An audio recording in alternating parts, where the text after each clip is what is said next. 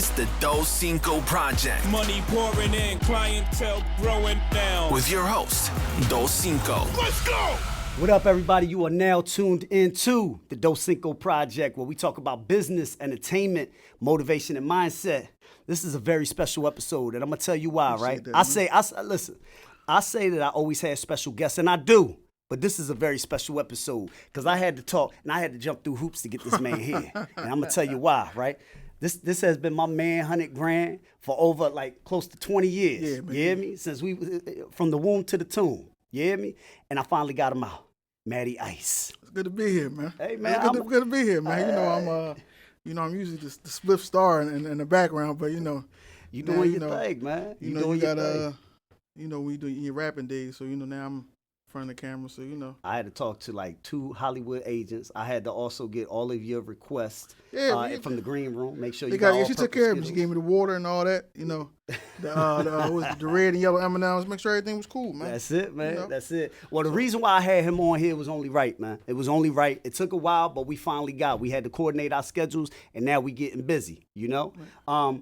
But you know what, cuz there's been a lot going on in this world. There's been a lot of craziness going on. Right. Sometimes I can't even keep track of all the craziness that's going on, right? Let's talk about these wild kids nowadays, man. What's up with them, man? Because you work at the schools, right? I ain't gonna say the names, but I got a couple wild kids, man. But I think the main thing is just understanding the kids where they coming from. Yeah. So I said this before. It's like the thing that really opened up my mind to really how children think. There was this poem called Because I Didn't Have a Pencil.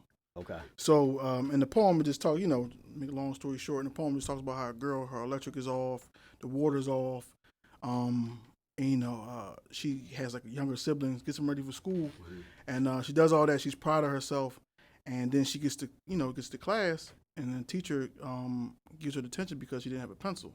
But not even taking into account everything she had to do before she got there. Right. So, and then, something as small as forgetting your pencil, she got in trouble for it. But that's the way I try to approach. But, man, these kids is challenging because, I work one-on-one, Okay. Well, it's supposed to be one-on-one, more like one-on-5, 1-on-10. But, yeah, man, just, this different background stuff I don't know if I grew up with, even with social media.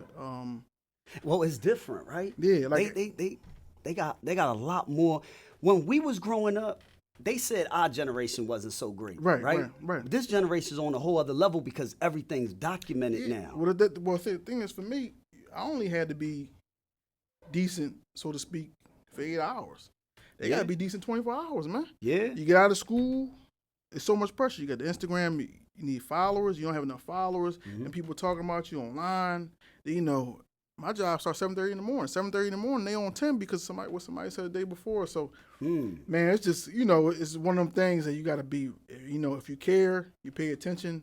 Because I didn't take any classes for it. It was basically just everything I learned was experience, man. Yeah. So that's true. Yeah, man. Just pay attention to your kids, man. Because Wallow. I know I bring up Wallow a lot, but Wallow said that a lot of these kids, they growing up without love. Yeah. And what I mean by they might get some love, but they're not even hearing the word. They're not even hearing that said to them. Like, right. Nobody's telling them that they love them.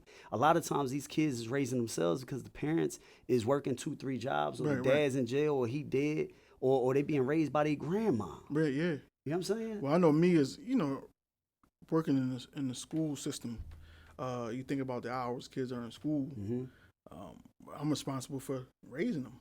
You know what I'm saying? So, whatever, I don't know if parents really know this, but, your child has two, you got the home child, the school child, so I'm with your child 8 hours out the day. I'm responsible for raising them too. So, I try to, give them that little tough love and especially with, I have like the emotional support, So, once they want to say ADHD, ADD, but they more like BAD, So they ain't really, it ain't really no, it just, I don't know. You got a lot of patience, man. And then you got a lot of patience, man. You've been working with kids since we was kids, man. Yeah. Like I know I started Beacon at 17 years old. I think you was probably like 18, 19 years old. 19, man. Yeah, we was young boys, man. We was young boys, but you still in it. And I gotta give me a commend you. statue, man. I need 1,000 signatures. You said they gonna get you a statue. No, it's more like I think it's 2,000 signatures. I got like 6. So, I need a couple more, man. A couple more, give me a statue, man, something, man, But, yeah, man, it's, I was talking to somebody, and I think they told me, no matter what you do, even if you try to leave the field, if it's your passion, you're gonna end up running into it. So if I was to try to leave education and, leave working with kids, I'm gonna find myself right back working with kids, man. So I don't even fight it, man. And the thing is, too, like, you always had like an impact, especially on the younger generation. I mean, me and you, when we were in Beacon, like, the kids, they all looked up to us, and that's because we was not only cool, we understood where they was at, but we also gave them advice in the midst of all of that. You know what I'm saying? Yeah. And I mean, we even hear the young boys now, well, they like 24, 25 years old now, but they always say, yo, I remember what you said to me back then. Like they still took heed. You know? Man, I think just kids just pay attention. So, like I said, even then you had a responsibility. You didn't realize it because I'm 19 years old. So, I'm not realizing, I know I'm the counselor to the child and all that, but you don't really realize that, you're really shaping them because they're watching you. Right. So, I mean, I'm just glad that, Cause we used to have the kids slapboxing each other. Yeah, man. But it's a different I'm breed. talking about when we was kids. Right. It can never, we can never do that now. It's a different breed of kid, but it's different, man. It's just like, I don't know, in this the lifelong friendships, man, is something I, forget, like even with the job, I met my wife there. Shout out Mama Duke. Shout out. Listen, shout out Mama Duke and my daughter Demi. And my son Tony. My whole family there. So that all came out of Beacon. Yeah, man. Let me tell you a quick story, right? So I'm gonna tell you how it all connects, and it's just crazy how it is because you and I, we've known each other for decades, right? A couple decades, right? I was in high school at the time, and some boy named Corey. I was cool with him or whatever. He was like, yo, you trying to get a summer gig? I said, hell yeah. Like, what we doing? Right. He said, bro, it's $10 an hour. At the time, $10 an hour was a lot of money. Mind you, minimum wage was like $5.85 during that time. So to tell me I'm making $10 an hour at 17 years old, I was like, man, I'm with it. What we doing? Where we going? Right. He was like, we got to go to Feltonville. Right, we gotta go to Feltonville. We're gonna go. It's an after school program, and we're gonna work it for the summer. You know what I'm about to say, but you gonna let you. I said I'm in there, right? Yeah. So I go right in. I don't know what the hell I'm doing, right? But I go, I apply. Miss Harris, Patricia Harris, gotta put out her whole government, right? Harris, she gave me the shot. She gave me the shot. She don't even realize it, but she gave me the shot that changed the trajectory of my life, right? I could have literally been in North Philly bad. I was always a good kid, but when you in environments that are not great for you, a lot of times you can turn sideways, with regards to getting involved in the drugs, the violence, and all that stuff. Right. I was preoccupied with ECS Beacon because she brought me in. She gave me that shot. I did some stupid stuff while working there, arguing with certain people. I was getting myself kicked out. Well, I was going to get to that because, that's what I go ahead and get to that, man. Let's talk about it, man. How was our first interaction? Well, let me see. So the first interaction was, I believe it was a girl she was messing with. She was getting smart with like everybody. She like a bully. So, I see you all chill, laid back. I think, because it capped at 17, so you were still in the... I was 17 17, so I get to ask you. So next thing I know, I see you jump up like, talking to her, all that. So I'm like, man, young boy third, because she was just going around making her round. So somebody say something to her, so you finally said something to her, but, it looked bad because, at first you see a male and a female. Yeah. But it just shows you, like, somebody walking in the door, because, like, you're the aggressor, when in actuality, she was the aggressor. Yeah. So, sometimes... I was quiet, man. I was always quiet, man. I usually run into that, too. We just quiet, and for some reason, people think that, they can try you or, play with you, but you kind of checked her, so I'm like, yeah, young boy funny, man. So I almost got kicked out. But she gave me a chance. She let me stay. And after that, it was, we both we were selling. I think you were selling clothes. I was selling iPods. You know, through my Connect. You know, I ain't gonna disclose that. You know, but yeah, man. Statute of limitations. Yeah, statute of limitations. It is. It's about 20 years. It's been a long time. 20 years, so that should be straight. That's how you and I really connected. We connected off of hustling, various things. I was hustling clothes and sneakers at the time. Yeah. You had the iPods. I bought some iPods off of you. You bought clothes off of me, and we was just like sharing the hustle. We kept the money in the community, man. You know, but listen, man. Yeah, it was that was one of the first meetings we had. After that, it was it was on and popping. We became brothers, man. I remember the best time, man. The best time we had was Staten Avenue, man. When you had the house in Staten Ave, cuz it was like a frat house, man. I'm talking about. Listen, y'all. I'm talking about the house was more open 24/7 than 7-Eleven. You hear me? Like, we can go in any chance we get. There was always video games being played. There was always some kind of spades game being played. Overall, we had fun. Yeah, we had fun. Man. And even the kids was like coming through every now and then. They wanted to be around us so much. They was even on the weekends. They was like, "Yo, can we go over to their house?" Yeah, man. Like, it's crazy. It's still like that now. My other job, kids still like, "Oh, Mr. Walk, we about to have spring break. Maybe you can slide, pick us up. We go get something to eat." Boom. So it's just. I'm not even gonna camaraderie. I ain't even gonna act. It's a good feeling when a kid wants to be around you, but they don't have to be around you. So that's true, man. And I'm gonna tell you this, especially when you have kids too, right? So I got two boys. I got two biological kids. Nephews, yeah. Your nephews. Yeah. And then obviously I got a stepson, right? But it feels good when they look at their dad like he's still cool, right? Yeah. They don't look at me like I'm man, we trying to distance ourselves. No, they be like, "Dad, what you doing next? Who you interviewing next? Dad, where you going?" Like, they want to come. Even though, like, Lil Daryl is like, he's turning 13 and stuff, he still want to be around me. Like, we be getting it in, boxing and all that stuff, and he always want to be around me, which is dope, man. It's a good feeling. Yeah, that's a good feeling. Them boys, man, those my guys, man. They doing their thing, man. Demi getting big too, man. Yeah, man. I had on Instagram yesterday. She's doing a superhero test, man. Let me ask you a question. How does it feel being a dad, man? Well, see, I always, I was dad by marriage, right? But just being a dad so I get to do this from the beginning. So it was me and Jackie's first daughter together, so it was started first. So it's new to her because Tony about 22. Yep. So it's just I'm just day by day I'm just learning. It's a different mind space you're in when you're responsible for somebody's life. Like it's true. This is your child, and you ever have those moments where like you sitting back and all of a sudden you have like an epiphany and you're like, yo, like, I'm responsible for this little human. I mean, it's almost like every day. So you look at her and I'm like, man, I think we do it like every day. Like, we probably look at her and be like, I'll thank her for giving me a beautiful daughter, and she'll thank me for So it's always reciprocated. But it's just like just seeing her grow up, and she getting my features and some of her mannerisms, and we had this thing where I think I got it from my mom, where we would be sitting like this, watching TV, and then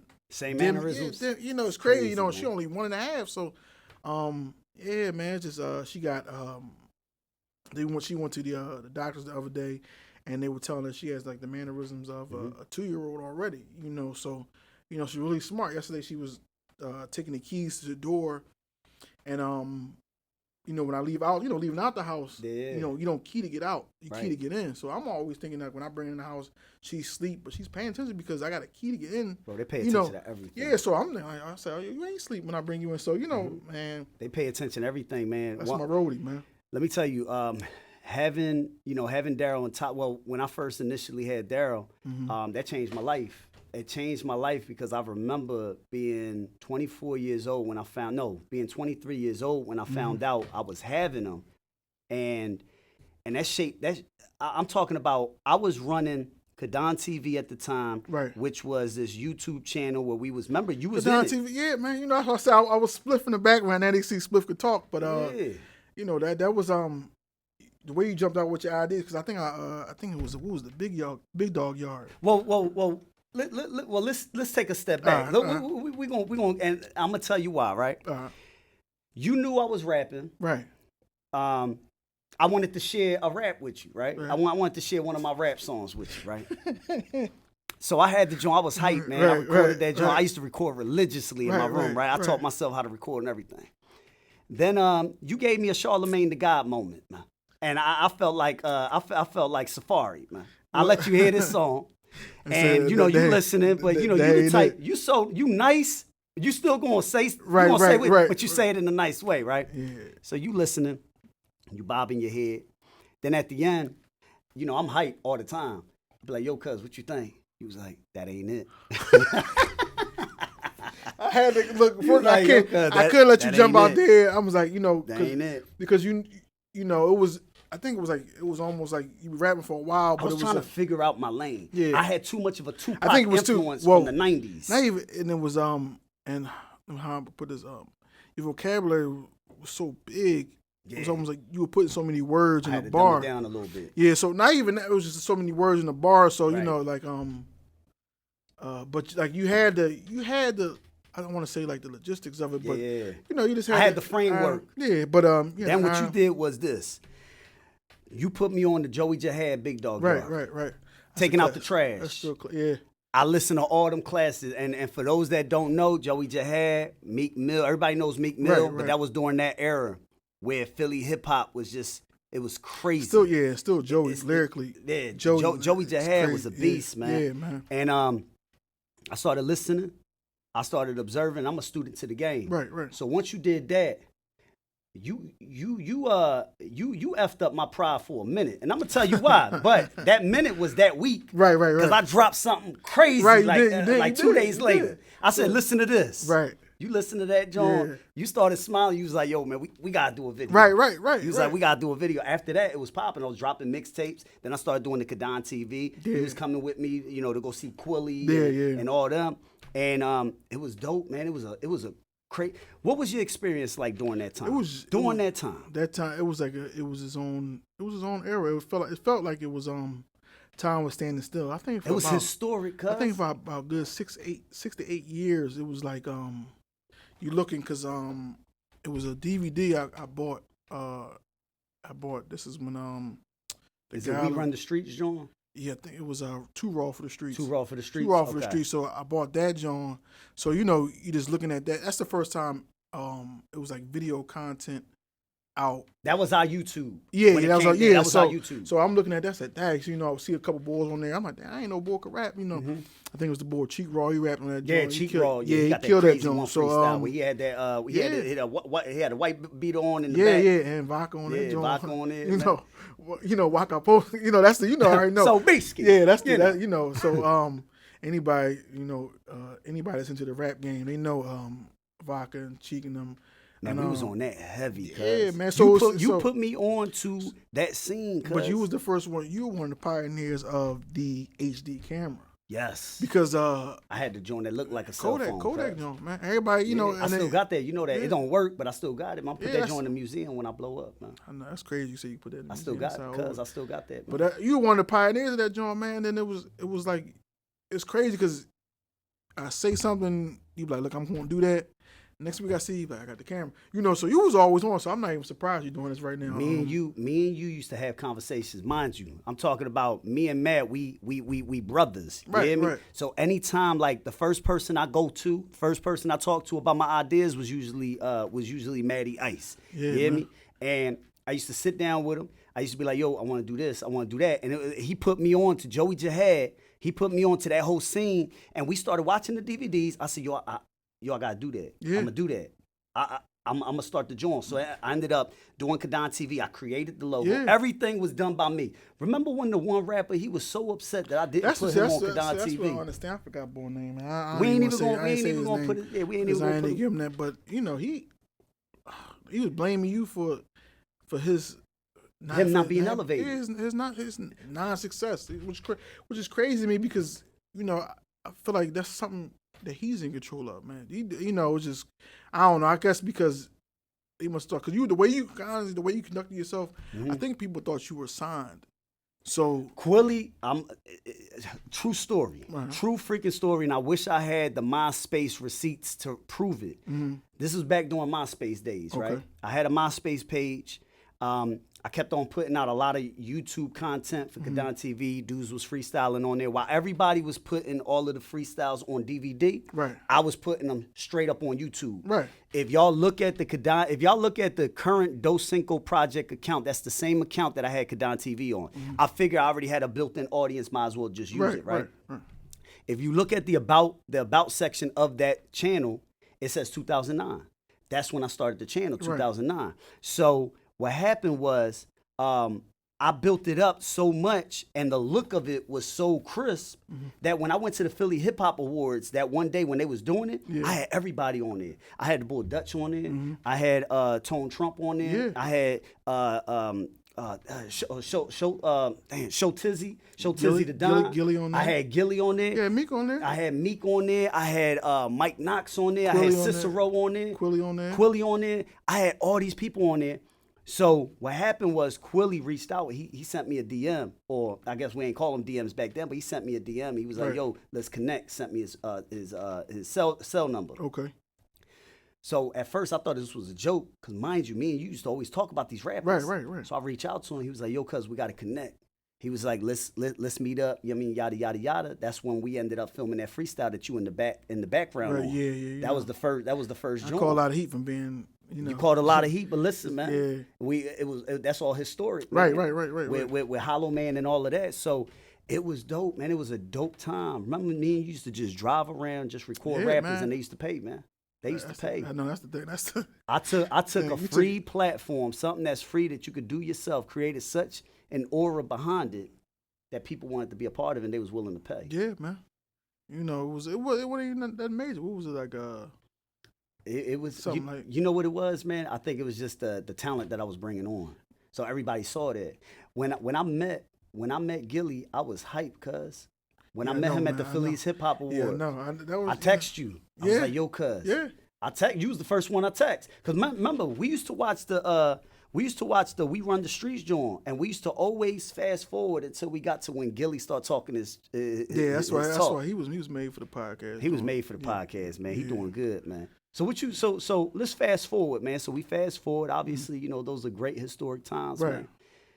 So what you doing with yourself now, man? What's going on? I'm just working, man. You know, working, man. Busting your behind, doing your thing. Yeah, man. you know, working, doing the daddy thing, man. You know, trying to stay healthy, man. You know, trying to get rid of the dad bod, you know. But So how we get? So you and I, we got a 5K. 5K. I didn't even realize it's 2 weeks, bro. Yeah, you know we got a 5K in 2 weeks, man. That means we got to run 3 miles.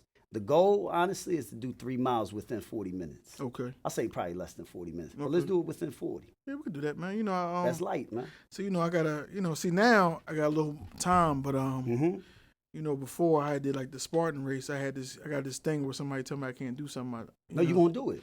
You know, and I do it, and that Spartan race, man, it ain't for the. You don't just wake up and do no Spartan race. No, you can't. You don't just wake up. So I did that joint. I think I saw somebody quit that was in better shape than me. I said, man, this joint. Because it's a lot of mental. Yeah, it's a lot of I mental. had went to the first obstacle, so you know I go through the first obstacle. So it was at the Philly Stadium. Okay. Go through the obstacle, you know, do like the push-ups.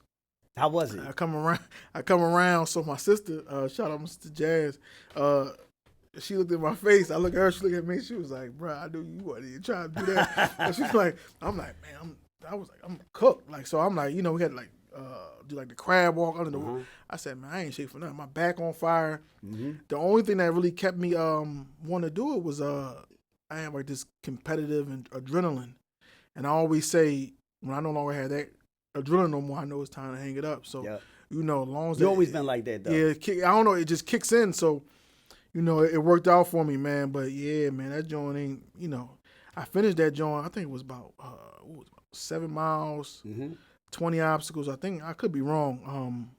But yeah, man, just to see my time, you know, it was cool. It was a fun experience. Man, I ain't doing it again, but you know, this is a fun experience. It's definitely not something you know. But you know, just to, it almost felt like Olympic, because you know, I remember my wife has this picture too. So it was the last wall.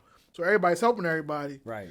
So you know, the girl looks back. She like, "Can you help me?" I'm like, "Sis, I ain't got no energy." Like, you know, so I hit so it's one wall you gotta jump over. So I get to the wall, I jump up on the wall, and then my wife snaps the pick, but I fall back down. You know, I fall back then, but you don't see that in the pic. It look like Okay. it look like you did it. Yeah, it look like I did it. So but, what you do? You go around the wall? No. Eventually, you did the wall. I did it. But the first try, I jumped up and I couldn't get over that joint, so then I fell back down, man. So, but yeah, it's it's an experience. So I think it was a lady, one of the people that they were like organized the event. She was like, yeah, take it all in, and yeah, man, that was the first time I ever felt like this must be what it feels like to win like an Olympic medal. It's probably they gotta go through way. Yeah.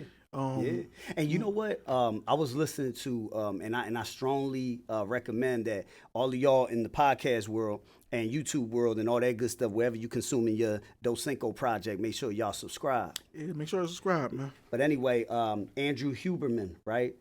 I totally recommend people listen to this podcast. He's a neuroscientist, but he's like one of them neuroscientists where he's not straight-laced. He's like one of them dudes that, like they get it in working out, and then they tell you like it is, but in a down-to-earth type of manner, right? So he was saying that as men, as we get older, we lose the competitive drive, which therefore lowers our testosterone. And the reason why is we end up getting pushed into this like system of going to work, coming home, watching TV, taking care of the kids, going to bed, and it's the same old routine. Well, see, my issue's always been an incentive. So we would have like need that. We would have these competitions at my job. We had like the Biggest Loser. And I would always win them, man. I ain't in the business of giving money. Does it give you a dopamine hit when you because you tap into something. So I'm on the track. Like first of all, it's money, right? So everybody like money. So I'm putting in. I would just talk trash. Like all y'all doing is hold my money because I'm winning that and I'm winning extra money. So that's one thing about you. You always talk trash. Yeah, you got to. So one thing I learned from because I come up in the era Kobe, Iverson. That's all they did. Was it Mayweather in his prime? So. One thing I heard Kobe say is it's one thing to talk trash, but you demoralize somebody when you back it up. Yeah. You know what I'm saying? So you can actually, like I said, you can manifest it. So even when I'm playing ball, I say something like, I only take this personal. I'm gonna go left and I'm gonna go right, and then it go in. So after a while, after saying that, the ball really start going in. Yeah. So you just see how like just trash talking, that's definitely like 50% of. And it hypes you up. Yeah, absolutely. And the thing is, battle, you don't even realize that when you trash talking, you actually start stimulating your mind, and your mind's pushing itself to do more. Because you technically, as you trash talking, you technically telling yourself like, yo, we got to get this. We got to get busy. Yeah, because one of the main things I say, I'm on the track. I'm like, they ain't doing what I'm doing. Yeah, that's the reason why Floyd Mayweather always talking about but easy work. And he also has something called the will to win. So the will to win is really that's underestimated how important that is. That means nobody has to cheer him on. But how? But my thing is, I think I find fascinating. It's It's in in you. you, right? It's in you. I don't think it could be groomed. I think that's in you. And much as you think you might groom somebody, you can't fight for him. But you can't play for him. Think about it, right? Let's dissect that a little further, right? Okay. Floyd Mayweather, in I think it was one of his amateur fights.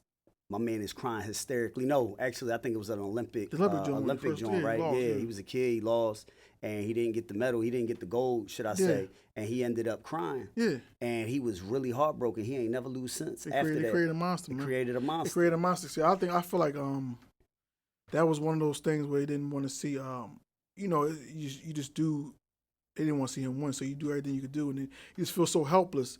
And I think that's where I think the tears came from, man. He's like, but they created a monster, man. So once the headgear came off, man, he started making. I felt like he never left it in the judge's hands until he got a little older, Right. But he made sure it was never, So they did that, in a sense it helped him. And I heard it's actually still at his grandma's house. He doesn't even acknowledge the medal at all, but. Yeah, that gave him the fuel. He already had, like I said, the will to win. But what keeps you there? So think about it, right? And from the outside looking in, because I've already had conversations with Danny Garcia, shout out to him and things of that sort, right? What keeps you with the will to win? You've already, as Floyd Mayweather, you've already achieved all of the levels of success. You've won all the titles. You've been, you've been at the top of your field for years. You have all of the money in the world. But yet you still have this competitive drive to still go to the gym, to still get busy, and not let yourself go. What gives you that? I don't know. I feel like it's people are waiting on him to turn into that fat boxer, right? That the fat, George Foreman of the world. Well, pretty much letting yourself go. I would say Ricky Hatton, because Ricky Hatton was in shape, and that's probably giving him the drive, like, 'cause they can't wait to see him. They couldn't wait to see him lose in the ring, so they want to see. You gotta take a loss somewhere, like, you know what I'm saying? So, everybody is always saying like, "Damn, every time I see Floyd, now, you seen Floyd? He fat. He finally, So, but Floyd, he just like, I'm gonna stay on top of that. I'm gonna stay on top of one, exhibition. I'm gonna go get that money, So it's just I guess people always want to see you lose, and like I said, anybody can say, I feel like he's the best boxer of all time. Bernard Hopkins the same way too. Yeah, Bernard Hopkins one of them dudes where he keeps himself in shape at all times, even to this day. I heard something about him not having a cookie in 30 years, man. Not having a cookie in 30 years. He saying he have a cookie in 30 years. I don't know how true that is, but that might be a little difficult, especially with Insomnia Cookie. Shout out to Insomnia Shout out to Insomnia Cookies. We need man. Sponsorships just to let y'all know. Yeah, man. There's no way I could do that though. There's no way I could. Now ain't no cookie for. I can't have no cookie for 2 hours, man. Let alone for 20 years. But yeah, man. That's real discipline. I always say like that's the, food is the main thing. You master food. You can master your, metabolism, all that, man. So, I think that's the problem with a lot of Americans, a lot of all of us, and me. I'm part of that category too. It's the food. It's not the working out. The working out I could do, right? It's the food. It's the dieting. Sometimes we don't have the education to understand what foods are proper to eat. And the reason why I say that is online, you got every different angle on what to eat, what not to eat. Some people saying it's great to eat broccoli. Other people are saying it's going to kill you. Like, you got so many different angles. Well, see, I think one of the problems is, food is an activity. So, you sit in the crib, that's chilling. Well, let me go get something to eat. Then you get up, let me get something to eat again. Any breaks, you get something to eat again. So, and you eat when you're bored. I know I eat when I'm bored. So it's so social. You just you just do it. And, you have to make yourself like, I can't eat these box of cheeses or something like that. I eat this whole set, or I can't eat these Girl Scout cookies. Right. So you got to kind of, so that's why I started like the calorie counting and the MyFitnessPal keep you honest. Okay. But it's funny because you kind of in your own head with that because you'll put the calories in and they be like, dang, that's 1,700 calories. I can't really eat nothing for the rest of the day. So you like hiding from your. But do you think it's a combination of the two? Like think about it, right? Ocho Cinco, that boy love McDonald's, right? Yeah.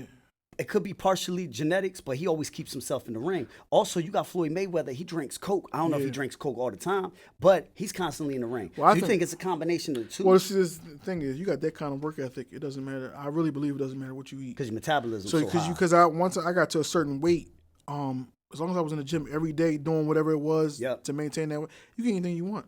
I really believe you can eat anything you want. So he is eating McDonald's because he works out like that every day. And if he were to stop, like say he stopped working out and he eats McDonald's, that's the real test. So stop working out and eat McDonald's for a month, and then you'll see how. But as long as you're working out every day, anything you want. Man. What do you think about Ocho talking about the reason why the other football players? Because I think it was I Am Athlete where he was he was like a co-host on there.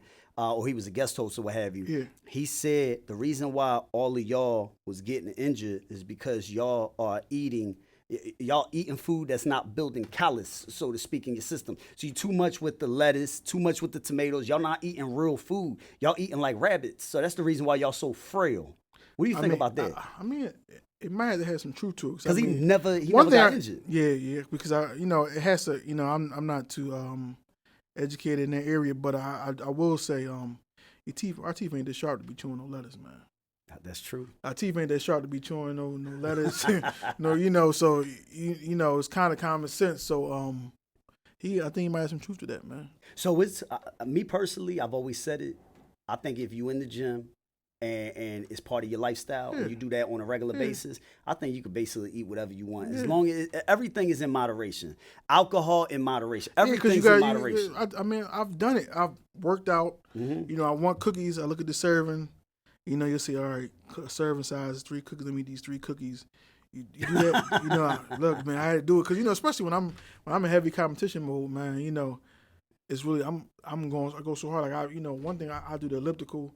And I was playing ball to practice playing fatigue, so, and that had me in shape, like, 'cause I'm 39, man, I should, Hold on. Let's put a pause on that real quick. Yeah, You're 39 years old. 39, man. Because time has gone so by so fast, brother. You still looking like you in your 20s, man. Yeah, man. I'm trying. I think it's working with kids so long, man. I think it's also the melanin, brother. Oh yeah. Black don't crack, man. Unless you smoking it. Yeah. They say beige don't age, man. So you good too. Right. Listen, beige brother, don't I try, age, man. But I think it's that and like I said, I try to stay away from the alcohol unless it's on occasion. Yeah. And I've never smoked before, so I know that like ever, so I know that's helped. No drugs, none of that. None of that. That's so good. But the only drug was the cookies, man. The junk food, man. That's the only thing. So I get that under control. I be, You cool, man. Yeah. And it's so true when you around kids all day, that keeps you young too. Because now I know my kids, I know they keep me young, brother. They always doing stuff. And sometimes I'm reliving my childhood. As they doing certain stuff, I'm like, they put me on the stuff that they into, which is cool. It keeps me young. Like you about to be 40, cuz. Think about that, man. Think about that, right? Think about what I love about Floyd, not to get back to him, but what I love about Floyd, Bernard Hopkins, they reaching senior citizen level. And they look real good for their age, physically, mentally, and even facially. Pause. You know what I'm saying?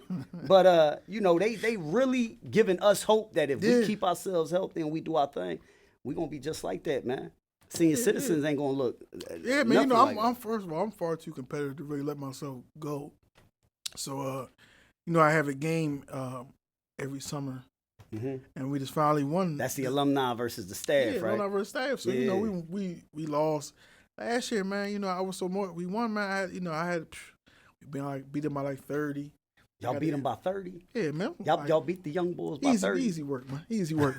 So we, so I got the young boys hit me up, boom, boom. So, it just felt good to see I could still get out there and not be in the way.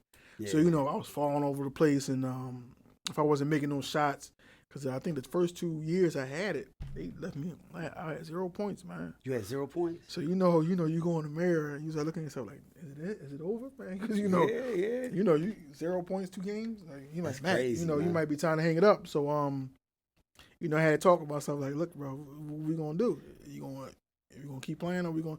So I got in the league and I played in the league. It was called Philadelphia Sports League. Okay. Now it's called Haiti Athletics. Okay. But I got in that one, kind of got my mojo back. We won a chip. Came back that summer. We still lost to the young boys. we still lost to the young boys. But I scored some points this time. So then the pandemic happened. A couple years went by, and I had it last summer. And man, I don't know. Something just clicked. I got the right staff. That's also the thing. I had the right staff. You got to have the right people, man. Yeah, I had a good. What was it? A good. I would say 65% of the team could play basketball this time. But I'll be honest with you, man. You'd have had me on the team, brother. Listen, one thing I do know how to do is I know how to mess people up mentally. Oh yeah. Physically, like when it comes to the athleticism, man, it's not all the way there for me. I'm gonna tell you something. I'm telling you how powerful talking is, man. You could really not have a basketball background, but if you believe that shot is gonna go in, the shot can go in, man. I done seen it happen to everybody that plays basketball knows what I'm talking about. So to be that guy that you be like, I ain't worried about him, man. He ain't gonna do nothing when he come in the gym, probably got the worst basketball lay on, something like Wallow where I saw Wallow. So, but if he believes in his heart of hearts that the shot that he takes is gonna go. I've seen it every single time. It could be the ugliest shot ever. That's why I always say I can make somebody think they Irish. You come in there, you grab rebounds, you pass the ball. He would have the game of his life, man. Because I've seen it a billion times, man. I believe it. I'm not the greatest basketball player. I'm not the best basketball player. Shoot, I'm not even that good. I wouldn't even say I'm great or good. All right. But one thing I do know how to do is break somebody down mentally to the point where they don't believe in themselves. Right. And then I take advantage of the situation. Right. That's what I know how to do. Well, that's what you got. You got to talk somebody out their game. All day. I do that with my kids all the time because I break them down mentally. I always but see, like I said, that talking and then backing it up, man. You gotta be mentally strong because I think about all the kids that are and shout out to all the young boys that are doing anything basketball wise. Yeah. But, when I was coming up, man, everybody was good, man. That's true. Everybody was good, so you. That's because everybody was in the ring. I mean, everybody was on the court all the time. Yeah, so I'm saying, so so now you go outside, you be lucky to find like 2 out of 10 kids that can really play ball. But when I was in high school, when I went outside, everybody could hoop, so it was hard to get on the team, and I was a little sheltered, so I would get nervous come trials because I had the only basketball experience I had was going to the park and going to, so that's why I think it was Ayo that said the same thing. Shout out to Ayo. He said I learned from playing in the street. You know what I mean? I ain't go to no AAU circuit and all that. Mm-hmm. So so I didn't have that background either. So you just learn from. So when it comes time to get on the team, try out for the team, I'm nervous. You got the jitters and kids that playing all year round, summer league, Sunny Hill, they doing all that. They ready. So but like I said, I always had that mentality, man. Like I got the ball in my hand. Yeah. You don't know what I'm gonna do with the ball. You in control of the ball. But yeah, man, just that confidence, man. You gotta have, man. What you think about this whole situation with Angel Reese? The whole controversy that transpired there with the trash talking and stuff. You know what I mean? Trash talking. I love this is part of the game. That's what makes it exciting. You can't censor. That wasn't nothing that needed to be censored. Like I just feel like Caitlyn did it. I mean, it was cool. Like you can't put a cap on how I'm gonna respond to. And I think it's more so because they were women. They're women playing a sport, so you would think it's not ladylike. You gotta be ladylike, yeah. Let but look, we're in a sport. Like, as long as you could transform, in between, that and that 90, and 94 feet, as long as you could transform, and then when the game was over, you could leave it. That's cool. I mean, I'm cool with all that because basketball is emotion. Who would you say is your favorite athlete of all times and why? Favorite athlete of all time. It doesn't matter where you at with it. Favorite athlete of all times and why? See, when we talking about where my heart is at, I want to say Allen Iverson. But now, why do you say Allen Iverson with regards to your heart? Because the way he played, you could tell he was trying to win every single game. Yeah. He's trying to win. You could tell he's trying to win every game. So there's no doubt in my mind that Allen Iverson showed up to win. He sacrificed his body every single time he hit that paint. Yeah, man. But I always say the one. So it was like I say Kobe because and Kobe and Mayweather are like hand in hand because that's like perfect example of a gift that they took care of. Yes. So you could be so much better if you take care of that gift. So you gifted.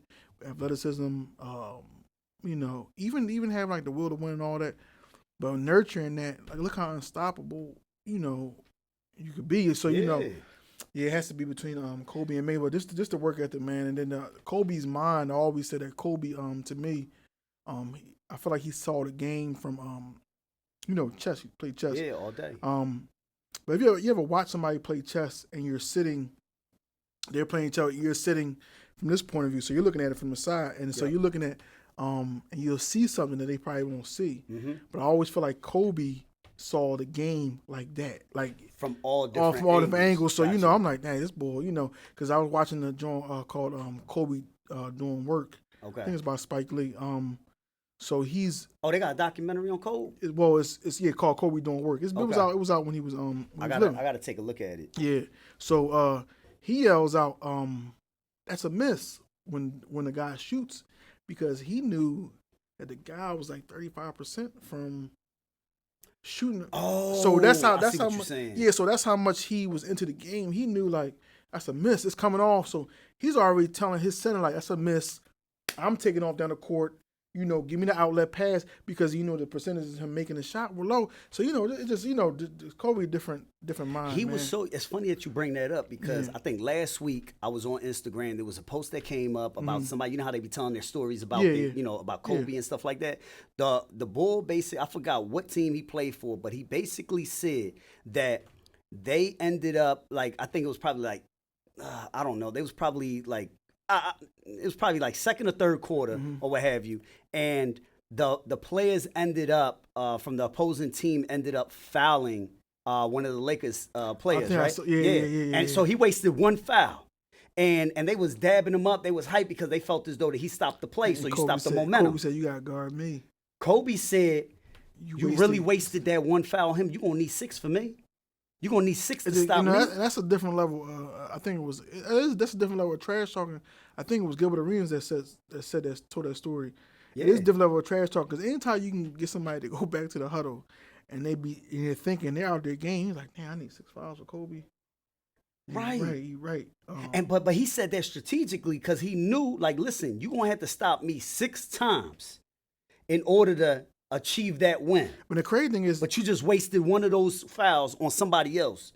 So now what you gonna do if I make that last shot? And the impact it has because you forget that you're supposed to be you have a time where you're on offense. Yeah. So now he got you in your head thinking about he got you thinking about playing defense the whole game when there's a time where y'all on offense, which is also why my little brother says it all the time. Shout out my little brother Dave. He says basketball is still our favorite sport to play, but football is our favorite sport to watch. And our favorite sport to play because I just feel like in basketball you can respond faster than you would because even in playing football, like say a receiver catches a touchdown on a corner. Who's to say that the receiver's going to get that ball again, right, where you can intercept it? Maybe you may have some type of And for each one of those plays, you still got opportunities to sit down and talk and say, "Listen, we got to change it up this way." Yeah, and in basketball, you can go right back at them, man. Yeah, sometimes just scoring could be a defense, man. Which is that's how it was for me a lot. I ain't really big on defense, but my scoring, you score so much. Where you actually, you suck the life out of a pause. You suck the life out of of an opponent. You suck the life out of an opponent, because these shots keep going in, especially in pickup ball. Mm-hmm. My dad always said, he said, jump shot and pickup ball, because everybody's waiting for the miss. Right. Everybody go to the basket, Yep. But a jump shot and pickup ball, it's like a sniper bullet, man. It's like, dang, he hit it again. Dang, he hit it again. So I always made sure, I want to make sure that jump shot go in when I'm playing pickup basketball, man. That's crazy. So, yeah, man. There was another story where Kobe was going against the opposing team, but apparently they was all in the gym. Mm-hmm. I think the one dude from the opposing team was just coming out of a club or something, and he saw Kobe there in the gym working out. And so he worked out for better yet, I think it was before a game. My bad. I think it was before a game or a little after. I don't know. Anyway, he was working out, right? So he was working out. He said, all right, well, I worked out for about an hour. I think I'm done. Kobe was still playing. Kobe was still he was still working out. He was working out before the guy arrived, and he worked out afterwards. And so he went to Kobe, I think during the game or a little after the game, and said, listen, man, he was like, why you worked out so, why was you in the gym for such a long time? And Kobe said, well, I seen you finish, so I wanted to show you I was nothing to play with, basically. Yeah, but he's playing a mind game before he. It was a mind game. He's playing a mind game before he even plays them. So, but that's what I'm saying. So, and he gets that from Michael Jordan. Well, I think he birthed him. Yeah, but I think like I said, you can. It has to be Kobe too. It has to be. I'm gonna give no, Kobe no, absolutely. Because you could, like I said, you could fake like somebody all you want. Right. Like, so he can't go through his whole life faking. Right. Eventually, the real person, if there was a version of Kobe that wasn't competitive like that, it would have shown up, I think. So, absolutely. so I think, a lot of that was Kobe and his, like I said, that will to win because, I talk about basketball players, they say some players get to the NBA and they don't want to be. I said, but, for them, they think they made it. Like, Can you imagine a basketball player that doesn't, I don't know where my next meal coming from. Right. Now I'm a millionaire. Yep. I'm done. You know what I'm saying? I'm done. They stopped the moment they because That's think about it. You think I'm done. Now I can feed myself on a daily without any without getting anxious or worrying. I'm done. I'm cool now. So I said Kobe's wired different. You want to be great. You can say it all you want, but to actually be great. Just that his mind was his mind was different, man. None other man. I love the fact that you brought up Allen Iverson and talking about that will to win. Yeah. I don't feel like there's a lot of players that are like that anymore. No. And the reason why I say that, and again, I'm looking from the outside in because I think I stopped watching basketball once Allen Iverson once he got traded out of the 76ers. I know. I'm going to tell you why, man. I always say that, man. Allen Iverson meant so much to me because I think I was playing varsity ball in middle school. Listen, don't judge me, but varsity ball in middle school. And everything, varsity ball in middle school. Yeah, varsity was that wasn't in high school? Well, I mean, you had junior varsity when you was in middle school, when you was in 7th grade, and then 8th grade. Anyway, I played basketball in middle school. Right. I try to elevate it, you know. But anyway, I'm on the team, but I'm watching Allen Iverson all the time, watching every game. The commercials, I would I mean, we didn't have YouTube, so we wasn't going back and watching the commercials. But once them commercials was on, I was watching them when he doing the crossover. I'm practicing the crossover downstairs in the basement, everything that he did. I even wanted braids. I don't even think I have the texture here in order to get the braids that I want, right? But I even wanted braids, right? I wanted to dress like him, look like him, act like him, everything. He meant so much to Philly.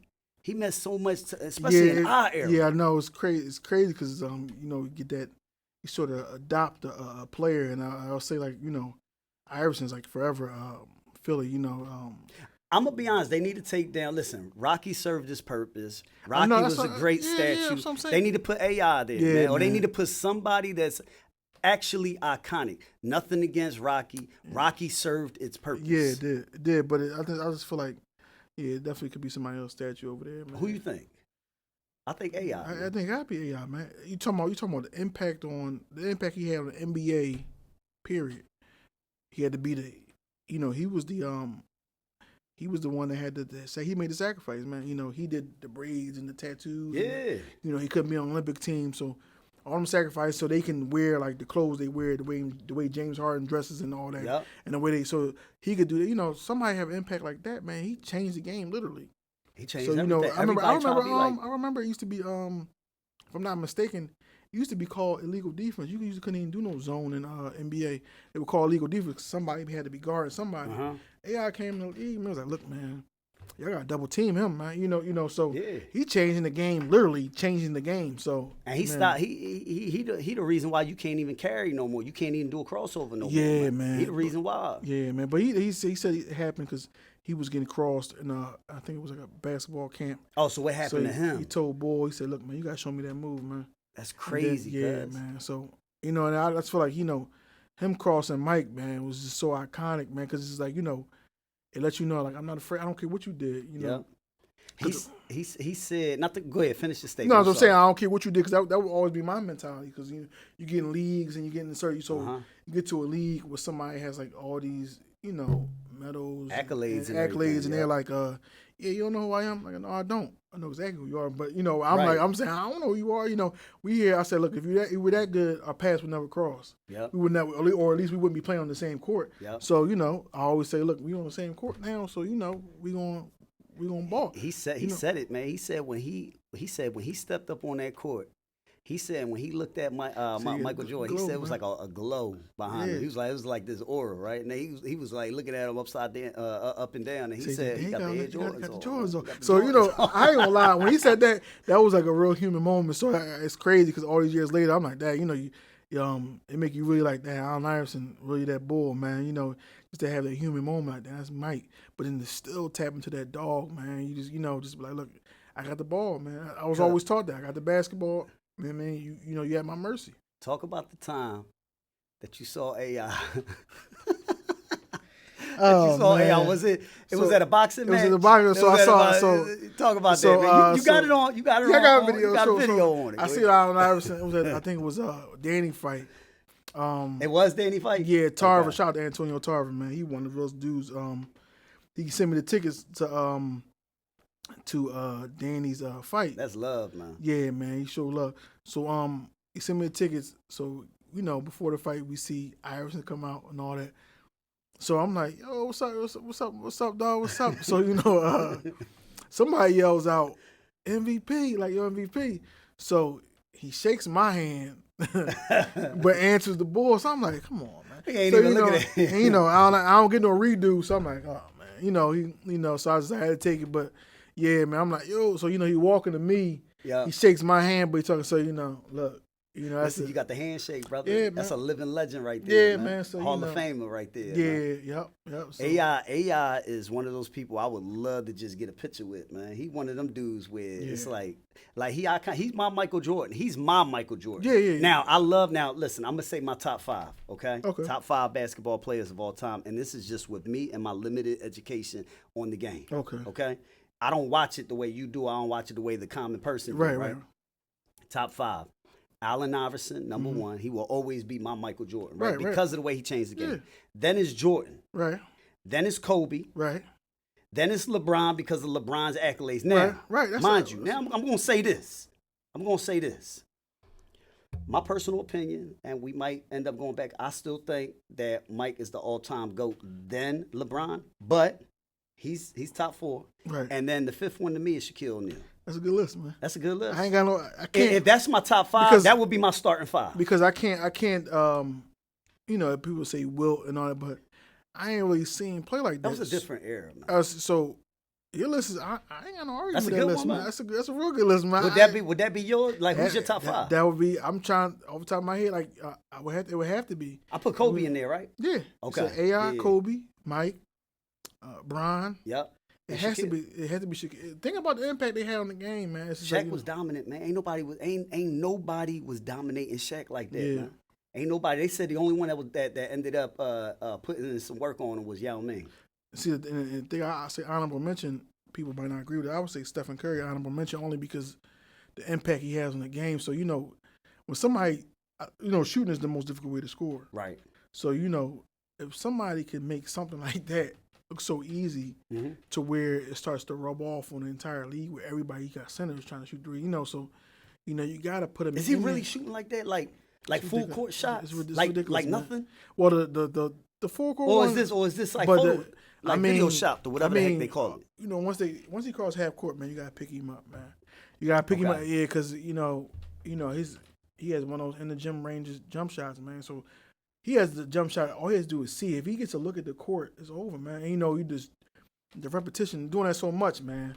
He's a bad bull, man. You can't be duplicated. There's some, Trae Young, he shoot like him, but not at the level, of Steph Curry, man. Top 5 boxers of all time. The reason why I say boxers is because me and you, we like big. That's one thing that I stay in the loop with regards to boxing. I love boxing, right? Any kind of contact. UFC, I watch it on occasion when it pertains to certain fighters I like, but boxing, I love boxing, right? Top 5 boxers. It could be any weight division, whatever. Let me see. I'm definitely gonna be out. Okay, that's your number 1. But no, I was just a fan. Andy, like the Philly, he was never afraid. I'm gonna go definitely Mayweather. Okay. Pernell Whitaker, man. Pernell Whitaker. Yeah. Just that boy. And it's crazy because now it's like fighters get you get discredited when you take that loss. But man, Pernell Whitaker was the bull. Who else? Would you have Muhammad Ali on that list? See, the thing is, Mike Tyson on that list? Mike definitely got to be on it. Okay. Mike, the mindset is like, so you can, they want to say, they could probably say he was ferocious and he was out of control, but that was the case. You could do that with anybody, man. But you need that mind. But listen, you could put the gloves on anybody and let them. But you can't do that. Mike was, man. Mike was different, man. He was different, and then now you see it now, especially when you see him. You hear him talk now. You see it was different, man. So what's that? Mike Tyson, Mayweather, B Hop, Pernell Whitaker. You need one more. You need one more. One more. We got Joe Frazier. We got we got Oscar De La Hoya. We got a bunch of people, man. We got Tank. That's what I want to say. Tank. You gonna say Tank? All right. I want to say now. I ain't gonna. It's crazy to put him all them names, but he a monster, man. Yeah, he a monster. That's mini Mike right there, man. He a monster, man. So I saw him.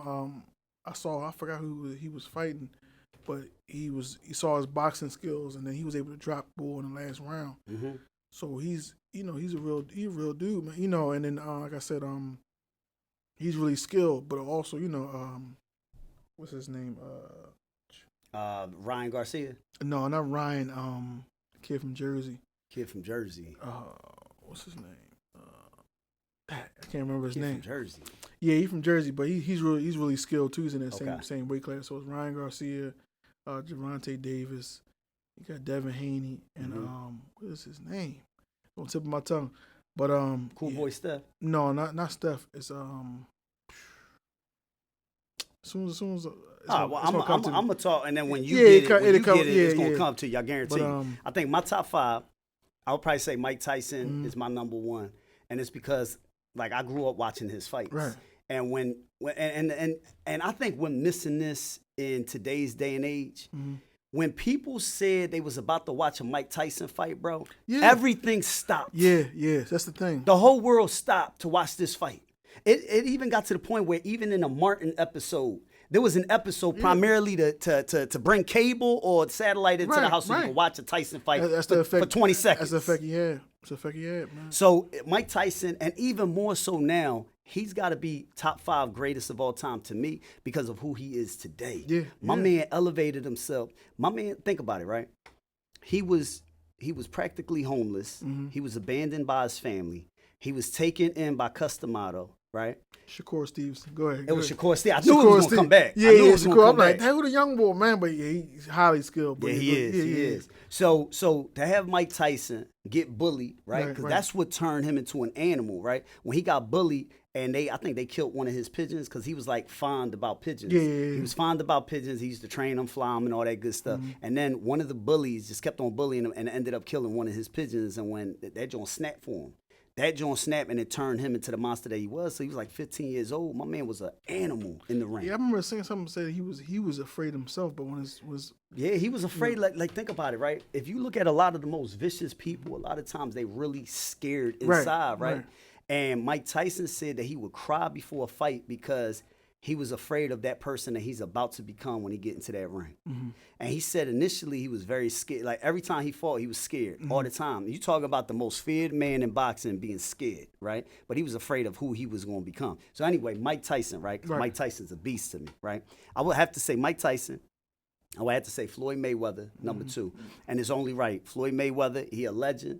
He's undefeated. We could say whatever we want about his record, about who he's fought everybody, though. Oh, that's what I'm saying. Like, He's fought everybody, though. And and the thing is, like I said, they would compare Broner to him, but they would compare Broner to the later Floyd. Like when Floyd was in his 20s, he was doing people dirty. Like you talking about, he was getting them out of there. So he fought everybody. I think he was fighting all names, man. So no matter how you said, no matter how you slice it, Okay, let's give the audience and people or his critics the benefit of the doubt. Okay, Manny Pacquiao probably happened a little too late, right? The Sugar Shane Mosley fight probably a little too late. But before all of that, Manny Pacquiao was supposed to be old, right? So this is why Floyd always says, with me, doesn't matter, they're never satisfied, right? Right. So he fought Manny after Manny knocked out Marquez?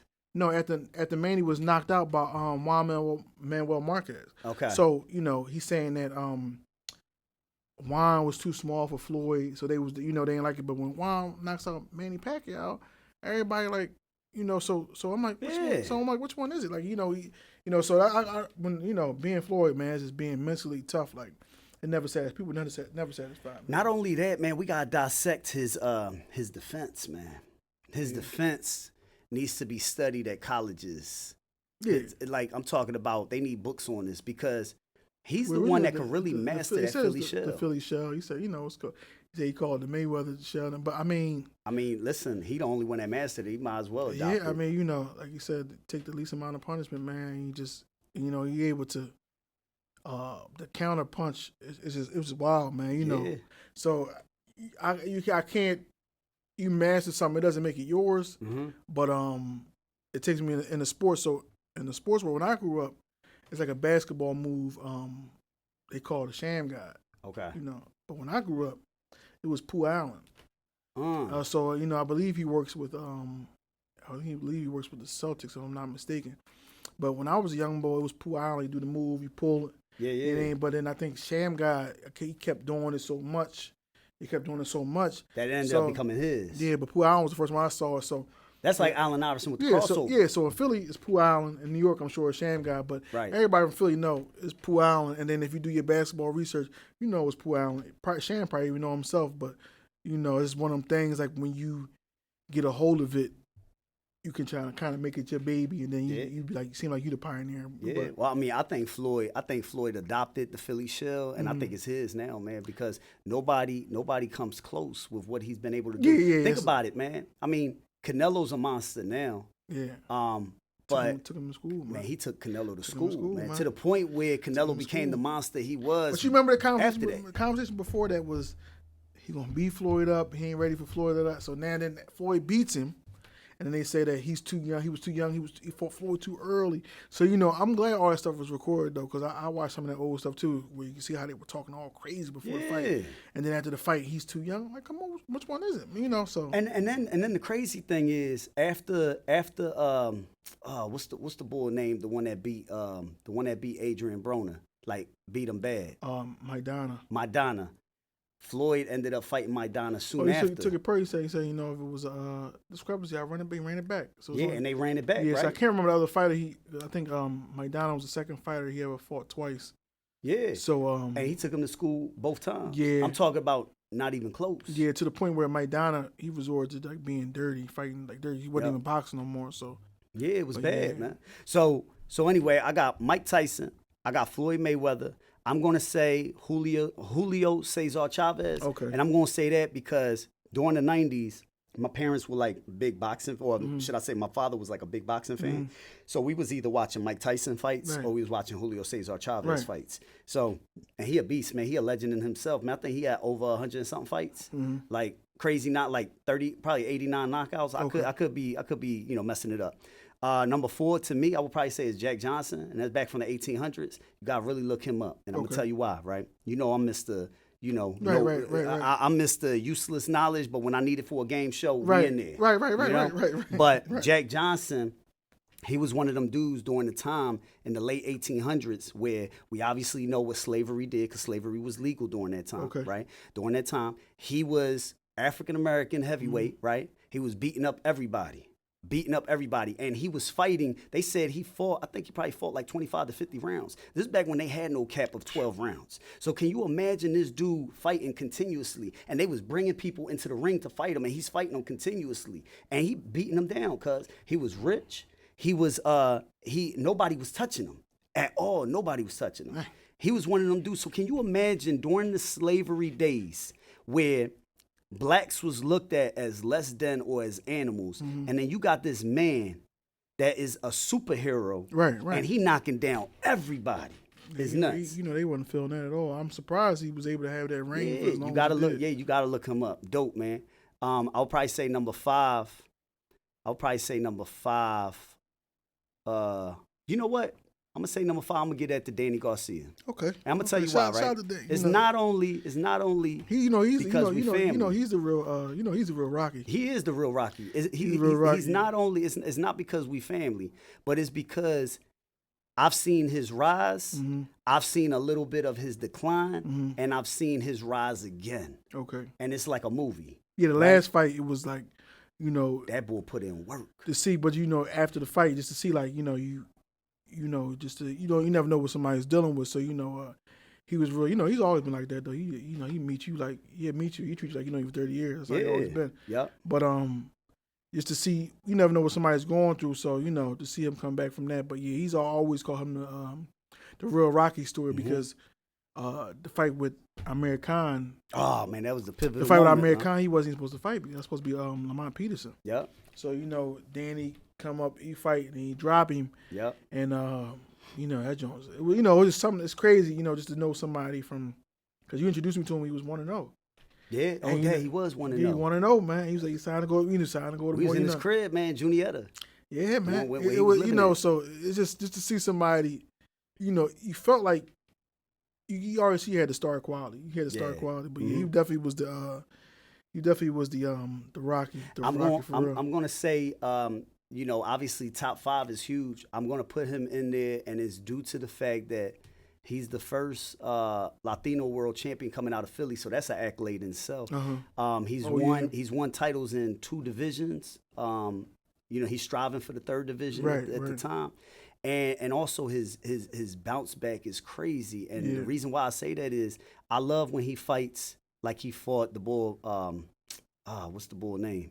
The boogeyman. The boogeyman that they call. Lucas Matisse. Matisse, when he fought again, that was his best fight until I seen him recently when he fought Benavidez. But see, the great thing that people don't really realize, Lucas Matisse, he went in the shadows after that joint.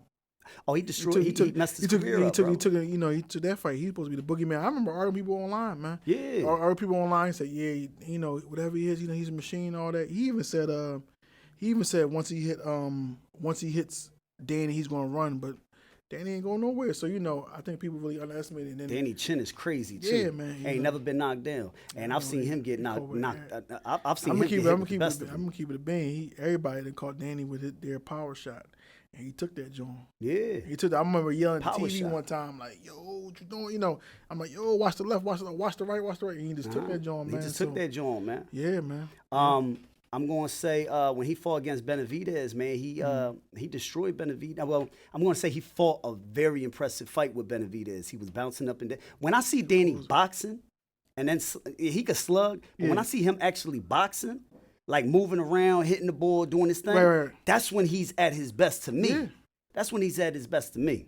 But yeah, that would probably be, I would probably put Danny in the top 5, and it's only because I've seen the work ethic and I've seen it from the first person point of view. Right. Whatever, however you want to call it. I remember there were times where I would go into his house, like to go hang out with him, and my uncle was like, not right now, he on the treadmill, or not right now, he about to go on the treadmill. Right. Like the discipline was nuts. Yeah, I remember you telling me that. Discipline was nuts, man. So, shout out to Danny Garcia. So I would say that's my top 5, man. I would say that's my top 5. I wanted to ask you, what do you think about these blue check purchases, man? You think about these blue check purchases, man? All right, well, listen, man. This is the way I see it, right? Right. I think what Instagram should have did was they should have did it like Twitter did. Twitter got different levels of the verification. Okay. So if you just a regular person and you just want to be verified, so that way it kind of distinguishes you from being a bot or one of them fake pages, and you got to pay a monthly, let's just say $3 a month or whatever. Right. Give you a great check mark, right? Right. For those that have earned their check mark, for those that are famous, and for those that have notable names, keep them at blue. Right. Why would you make everybody blue now? That makes no sense. Now you diluting what people have worked and strived hard for. But the thing is, that's the nature of it being Instagram being theirs. They can do whatever they want with it. So you see how much money they made. See how much money, all because $14.99 a month. Mm-hmm. They had a bunch. They had rent a blue check, man. Yeah, I think. Mm-hmm. I mean, honestly, I think you just dilute. You dilute everything that people have strived and worked hard for. Like if you a celebrity, if you somebody of some notable fame, you should get the blue check. For all those that just want to be verified, it should be a different color. I don't think it's fair because now you got people posing. Yeah, but see, I don't like that. See, but the thing about the concept of fair, like, so they didn't created something that was just for. I think it was Shaq. Actually, had the first check ever. Because Shaq had the first check ever. Because what happened was I think it was Shaq. Somebody was imitating Shaq, so I think it was Twitter that said, "You know what we're gonna do, Shaq? We're gonna give you a check next to your name, verifying you." So I think he was the pioneer of the check. So, but that's originally was for, so for the stars. So this is really the star, right? To protect them. But as things went on, I guess it was a certain way you could earn a check. But I just think it's kind of funny that we're at the point where you can pay for it. No, you even complain about a check. Well, you see what I'm saying? We was thinking like we're at the point where you could complain about the blue check, so it's like that's first world problems, man. Yeah, so the Black fact that they were able to make that much money off that, and it's crazy because you don't even own it's rent. You rent it $15 a month. Think about it, right? It's like Netflix, man. So if you don't have the money to pay for your check, am I to assume your check getting repoed, man? That you get your check taken, man. They gonna take now the only ones I feel like the check works in favor of because it's almost like the check catches your eye. So like I have a friend, he has like a business or something. A business, and he works with the kids a lot. Yeah, and, a lot of sponsors. You want to get promoted, you want to get out there. So him having a check makes sense because you'll catch like funders and all that. That's like me doing this podcast. My podcast account could have a check. Because you're right. It catch your eye, so that makes sense. But I want to earn mine the right way. 45 followers and a blue check. Yeah, that's crazy. It look kind of crazy. Yeah. But at the same time, I guess, because, the check is kind of what we make it. Honestly, stars that are already stars, cool. Mm-hmm. But And it got to a point where you see somebody with like 30,000 followers, you be like, oh, they got a check, or they somebody. You paying? I think what Facebook did, or Meta, should I say? You paying for vain. Yeah. Think about it, right? Social media has become instant gratification, but then also look at me, self-love constantly. Like people, I personally think social media is just a bunch of people. Well, it had this wave. I believe it started off. Instagram started off as just something promoting your business. Yeah.